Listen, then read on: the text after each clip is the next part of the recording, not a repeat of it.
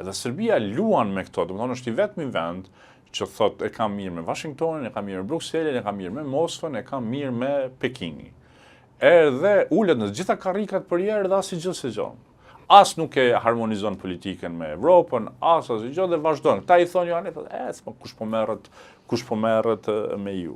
Edhe tash në momentin kur Malizi heci përpara, në momentin kur Shqipëria po heci përpara, të dy vendet u destabilizuan.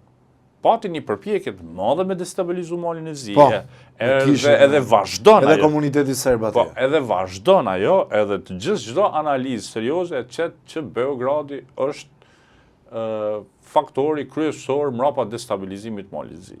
Tash, mbrapa destabilizimit këta janë free riders në teorinë e këtyre farë komploteve, quhen free riders, kur ekziston një mlef real, edhe ti tash ata shohësh në mlefin real, si parazit. Edhe e amplifikon e drejton aty ku të duhet. Domethënë kjo të jep ty mburrojen, thonë, jo nuk jemi ne se këta kanë dalë për diçka legjitime. Po me kalimin e kohës, arsyeja legjitime harrohet dhe kjo kalon në diçka tjetër. Përderisa në Mal të Zi adresa kryesore ishte Serbia, përfshihet disa adresa më të vogla, në Shqipëri nuk është vetëm Serbia. Serbia ka interes të madh për destabilizimin të Shqipërisë. Kjo lidhet me Kosovën, lidhet me krenarinë e tyre idiote që e kanë, sepse këtu në Shqipëri nuk e dinë që Vučić para një 8 muaj ka thonë, qa është kjo Mali i Zi dhe Shqipëria para nesh, ku janë ata, si janë më mirë, kush janë ata, domethënë viç që tha, këta janë ca mspytfare, domethënë edhe ata bëjnë të pamundurën për ta destabilizuar si Malin e Zi, ashtu edhe... Por në Shqipëri nuk kanë forcë, apo jo, kanë forcë, nuk kanë forcë. Si e kanë forcë? Nuk kanë forcë. Ose ku? Si nuk kanë forcë, domethënë, ata e projektojnë, tash në Shqipëri kemi bashkëdyzimin e disa elementeve. Ti e pate ministrin e jashtëm grek, i cili pasi mori, domethënë, vizitën e parë në rajon, e bëri vetëm në Beograd, në Bosnje, edhe shkoj edhe në Podgoricë. Në 3 vendet ku ka prezencë, domethënë se diku rreth 45% e Malit të Zi deklarohen serb.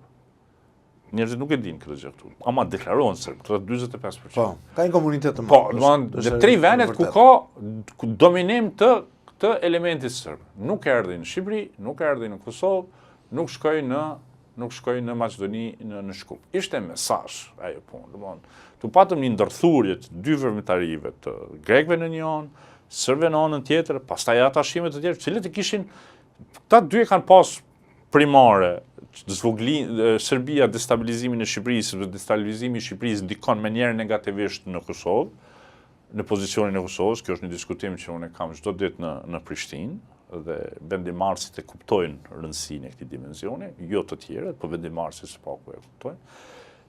Greqia kishte interesin e, domethënë, të uljes, ata që e quajnë ata uljen e tokës së Shqipërisë, se Shqipëria ka shku shumë lart dhe faktikisht ç'a mendon Rama ky që është që na flet, si na fletet e muhabete të tjera. Pastaj patëm edhe këto lëvizje të vogla, jo iranianët në një anë.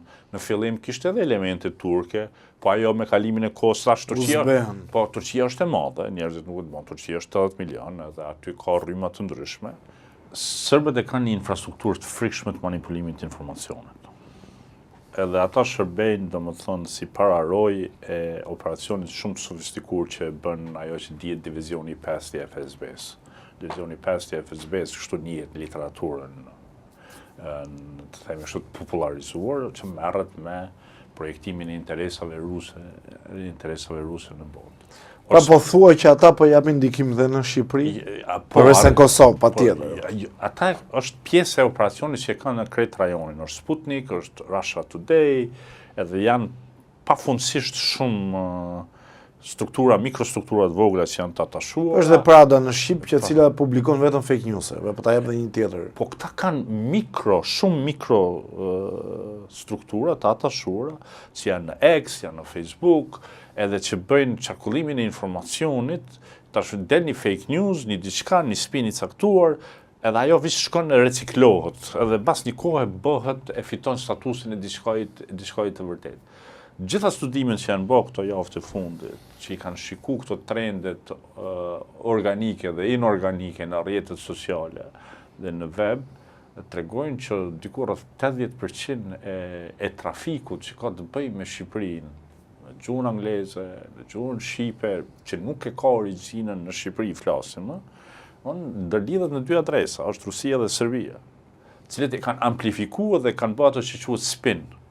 Mi a dhonë një drejtim. Dhe ata kanë arrit qëllimin, i kanë bërë një goditje të madhe Republikës Shqipërisë në imazhin e vet ndërkombëtar, dhe tash për këtë arsye ne jetojmë në 2 realitete. Për shembull, realitetin jemi ne këtu që po e shohim si po zhvillohet protesta dhe realitetin që po e lexojmë në media ndërkombëtare. Thuaj se ti këtu akoma jemi në ditën e parë dhe në ditën e dytë. Don tash ajo që kam pasur gjithmonë frikë është mënyra se si kryeministri Rama do i përgjigjet këtij presioni, sepse kjo është një lloj shantazhi, gjithmonë bëhet për koncesione të caktuara. Edhe për shembull nëse kryeministri Rama bën koncesione, unë do dali pari kundër tij, e ke parasysh. Jo koncesione ndaj popullit shqiptar, flash koncesione ndaj faktorëve të jashtëm. Të tipit faktorin ndërkombëtar, për çfarë e ke? Jo, nuk të varë faktorin ndërkombëtar, jam duke fol koncesione në raport me Greqinë, koncesione në raport me Rusinë, koncesione në raport me Serbinë. Rusia është vije kuqe, kam shumë. Edhe Serbia gjithashtu. Janë, domethënë, se ata nuk kërkojnë gjëra që populli i sheh, ke parasysh, janë ajo që quhet micro adjustments në politikë, në gjë. Unë kam përshtypjen që kryeministri Rama nuk e bën ato kurrë. Kjo është leximi im. Asnjë kryeministër do thoshë. Nuk e ka luksin i Shqipërisë. Po ky është, domethënë ky është qëllimi. Pastaj edhe kjo reflekton shumë keq. Po këto janë gjëra që populli as nuk i din, as nuk merret me to, as. Meqense jemi te kjo e popullit, pra kthehemi përsëri te protesta, se bëjmë një udhtim gjeopolitik. Më jep edhe një pyetje, sepse ka dhe teza të tjera.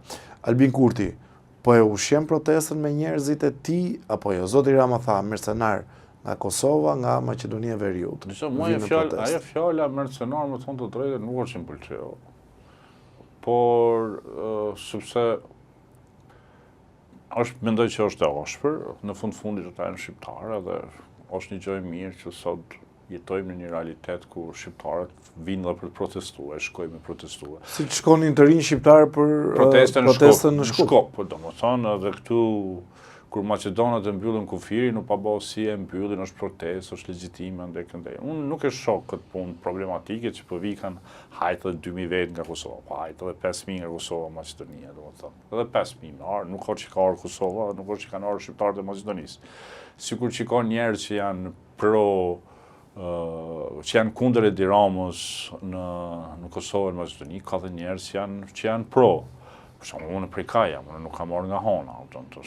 Po, po t'i sjuar se ti je pozitiv. Ja, po tash në rregull, tash duhet me pa edhe në këtë pikpamje kështu. Tjetra, vetëvendosja është gjysma e Kosovës. Nuk është pak. Nuk është pak. Edhe sikur të ketë një urdhër nga Albin Kurti, hajtë po shkoj me çliru Tiranën për Edi Ramës, vërshon autostradë. Do më thonë, nuk ka diçka të tillë. Okej, tash ka dhe njerëz që janë të grupe kështu që janë të afërta me Redi Muqin, për shembull, me Arlin Qorrin,